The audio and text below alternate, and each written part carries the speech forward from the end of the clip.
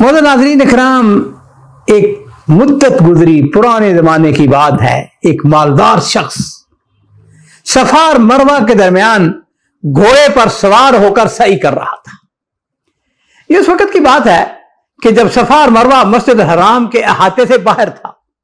और ये कोई लंबी बात नहीं है, लेकिन बहरहाल ये वाक़या जो है थोड़ा सा पुराना है। सफा और मरवा के दरमियान छोटा सा बाजार होता था।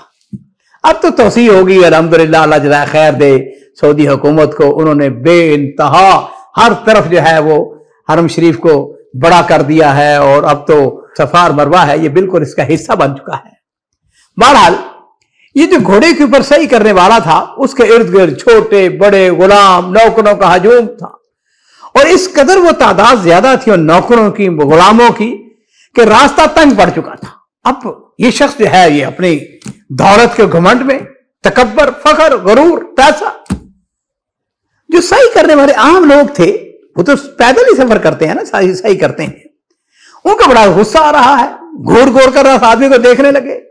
अजीजों, इस वाक़े का जो रावी है वो कहता है कि मैं भी उस हज में शामिल था और मैंने उस शख्स को देखा वो किस तरह तकब्बर के साथ, फखर के साथ सही कर रहा था, सफा और मरवा का चक्कर लगा रहा था। कहते चंद साल गुजरे, इस मालदार शख्स से मेरी मुलाकात हो गई और कहता है कि मैंने इस मालदार शख्स को देखा बगदाद के पुल पर बैठकर वो लोगों से भीख मांग रहा था। कहता है मुझे बड़ा ताज्जुब हुआ, ये वो शख्स है जिसके साथ नौकरों का, गुलामों का एक हजूम था, घोड़े पर सवार था, सफा और मरवा का चक्कर लगा रहा था। कहता है कि मैंने उस शख्स से जाके पूछा कि क्या तू आदमी वही आदमी नहीं है जिसने फलां फलां साल हज किया था और तेरे इर्द गिर्द गुलामों और नौकरों का इस कदर हजूम था कि लोगों के लिए सफा और मरवा के दरमियान रास्ता तंग पड़ गया था। उस बकारी ने जवाब दिया, कहने लगा हाँ मैं वही शख्स हूं। कहता है कि मैंने फिर उससे पूछा कि तू इस हालत में कैसे पहुंच गया। वो जो बकारी था उसने जवाब दिया, उसने कहा बात यह है कि मैंने उस जगह तकब्बर और नखवत को अख्तियार किया जहां मुत्तकी और परहेजगार लोग तवाज़े और इनकसार अख्तियार करते हैं। मैंने तकब्बर किया, मैंने फखर किया, दौलत का घमंड, अल्लाह ताला ने मुझको ज़लील और ख़ार करके रख दिया। अजीजों, इस बात को जान लीजिए, तकब्बर जो है ना ये अल्लाह को बिल्कुल नापसंद है। कभी तकब्बर ना करें, हमेशा अपने अंदर तवाज़ु अख्तियार करें। मेरे माँ बाप कुर्बान हो, नबी करीम सल्लल्लाहु अलैहि वसल्लम के सामने एक शख्स बाएं हाथ से खाना खा रहा था। याद रखिए, मुसलमान हमेशा दाएं हाथ से। आज तो बदकिस्मती है, मैं देखता हूं बड़े बड़े पढ़े लिखे, बड़े बड़े फैशनेबल लोग, लेकिन जी बाएं हाथ से खाना खाते हैं और इसको फैशन समझते हैं। नबी करीम सल्लल्लाहु अलैहि वसल्लम के सामने उस शख्स बाएं हाथ से खाना खा रहा, आपने फरमाया कुल बियमीनक, अब दाएं हाथ से खाना खाओ। उसके अंदर तकब्बर था। उसने कहा ला अस्ती, मुझे दाएं हाथ से खाने की कुदरत नहीं। तो नबी करीम सल्लल्लाहु अलैहि वसल्लम ने फरमाया कि लस्ततात, अब तुझे इस पर कुदरत ना ही हो। और फिर रावी का बयान है कि इस आदमी ने तकब्बर की वजह से दाएं हाथ से खाना नहीं खाया था और फिर उसने अपना हाथ जो है अपने मुंह तक उठाने की कोशिश की, मगर वो नाकाम रहा। यह असल में सजा है जो नबी करीम सल्लल्लाहु अलैहि वसल्लम की नाफरमानी की थी।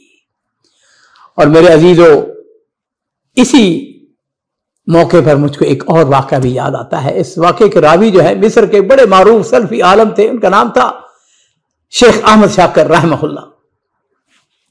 मिस्र का एक गवर्नर था, उसका नाबीना था, अदीब था, बड़ा मशहूर आदमी, ताहा हुसैन।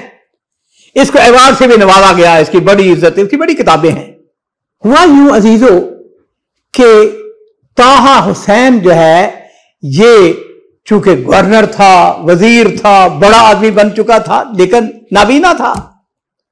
ये मस्जिद के अंदर जुमा पढ़ने के लिए आता है और इत्तेफाक की बात है कि शेख अहमद शाकिर जो है वो भी उस मस्जिद में जुमा पढ़ने वालों में शामिल थे। जिस वक्त ताहा हुसैन ये दाखिल होता है, मस्जिद के अंदर बैठता है, तो जो खतीब था उसकी बदकिस्मती, उसकी बदबख्ती, उसने गवर्नर की मदह सराई शुरू कर दी और उस बदबख्त ने अपने खुतबे के अंदर ये अल्फाज कहे कि अमीर की खिदमत में नाबीना ताहा हुसैन आया, लेकिन अमीर ना तो तुरशरू हुआ ना ही मुंह मोड़ा। नमाज जुमा के बाद शेख अहमद शाकर के वालिद मोहतरम मोहम्मद शाकर खड़े होते हैं और लोगों से कहा, उठें, अपनी नमाज दोहराएं, तुम्हारी नमाज नहीं हुई, अब यह नमाज दोबारा पढ़ना वाजिब है, क्योंकि खतीब ने रसूलुल्लाह सल्लल्लाहु अलैहि वसल्लम की शान में गुस्ताखी करके कुफर का इर्तिकाब किया है। नाज़रीन इकराम, शेख अहमद शाकर रहमहुल्लाह बयान करते हैं, अल्लाह ताला ने इस मुजरम खतीब को यूं ही नहीं छोड़ा, बल्कि इस दुनिया के अंदर भी इसका बुरा हशर किया और आखिरत में जो कोई सजा तैयार कर रखी है वो तो अल्लाह ही जानता है।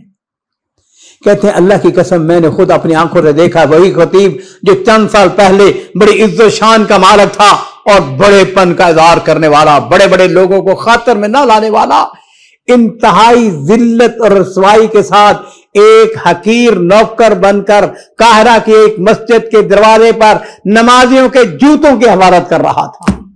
कहते हैं, मैंने देखा जिल्लत रसवाई उसके चेहरे से टपक रही थी। खुद मुझे शर्म आ रही थी कि वो कहीं मुझे देख ना ले, क्योंकि मैं उसको जाती तौर पर जानता था, मुझसे वाकिफ था, लेकिन ये मंजर बड़ा अजीब और इबरतनाक था। मेरे अजीजों, मेरे माँ बाप कुर्बान हो, नबी करीम सल्लल्लाहु अलैहि वसल्लम की जितनी इज्जत कर सकते हैं, तौकीर कर सकते हैं, एहतराम कर सकते हैं, वो जरूर करें।